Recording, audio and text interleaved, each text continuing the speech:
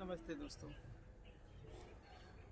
आज मैं UGC act जो 2026 आया है, मैं आज उस पर चर्चा करने वाला हूँ क्योंकि मैं देखता हूँ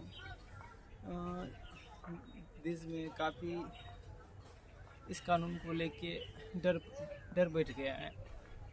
ख़ास करके जनरल कैटेगरी जो कि भारत में उसकी आबादी 10% है, जिसमें ब्राह्मण 3% आते हैं और बाकी के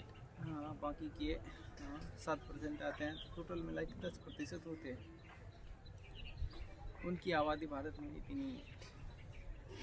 और अगर देखा जाए तो भारत में अधिकांश 90-95% जगह पे फैक्ट्री में, ऑफिस में जनरल कैटेगरी के लोग ही दाखिल हैं।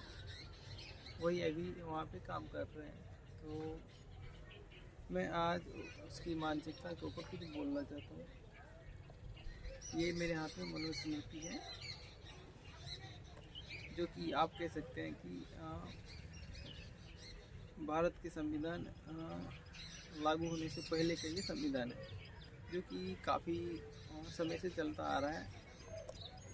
तो पहले भारत में यही संविधान था, मनुस्मृति, जिसमें काफ़ी बातें लिखी हुई है जाति के नाम पे, वर्णों के नाम पे कैसे क्या रहना चाहिए। मतलब मेरा अर्थ है इसमें पूरे सामाजिक व्यवस्था का वर्णन किया हुआ है कि कौन से समुदाय को किस तरह काम करना चाहिए, ब्राह्मण को क्या करना चाहिए, क्षत्रिय को क्या करना चाहिए, वैश्य को क्या करना चाहिए और शूद्र को क्या करना चाहिए। इसमें सारी बातें बताई गई हैं। और इसमें ऐसी भी बातें बताई गई है कि क्षत्रिय का नाम किस प्रकार का होना चाहिए, ब्राह्मण का नाम किस प्रकार का होना चाहिए, वैश्य का नाम किस प्रकार का होना चाहिए और शूद्र का नाम किस प्रकार होना चाहिए। तो ब्राह्मण का नाम पूजा से रिलेटेड बताया गया है, जिसमें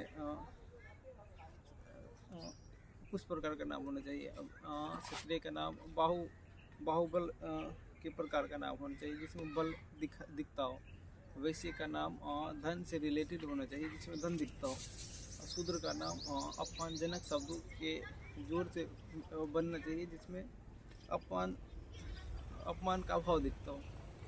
तो इस प्रकार इस बुक में लिखा हुआ है सारी बातें। मैं अभी देखता हूँ जनरल UGC के स्टूडेंट्स को, बच्चों को, उसके अभिभावकों को, पेरेंट्स को वे काफ़ी भ्रम में है। मैं आपको कहता हूँ 90 से 95% स्टूडेंट्स ऐसे होंगे जिन्होंने अभी कानून नहीं पढ़ा है, जो कि 7 पेज का है, 14 पेज का है, लेकिन दोनों मीडियम में, इंग्लिश और हिंदी मीडियम, दोनों मीडियम में लिखा हुआ है। तो 7-7 पेज का होता है।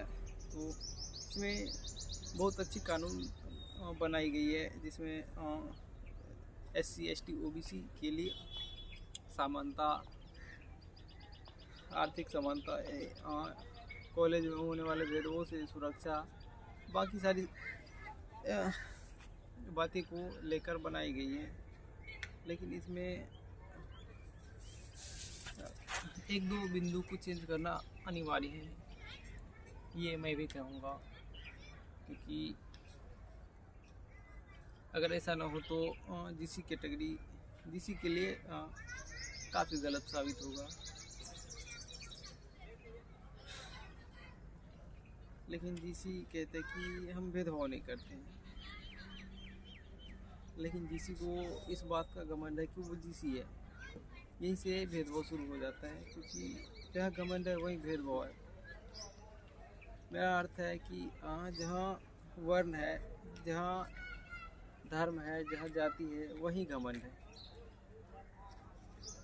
क्योंकि मनुस्मृति में GC को ऊपर बताया गया है।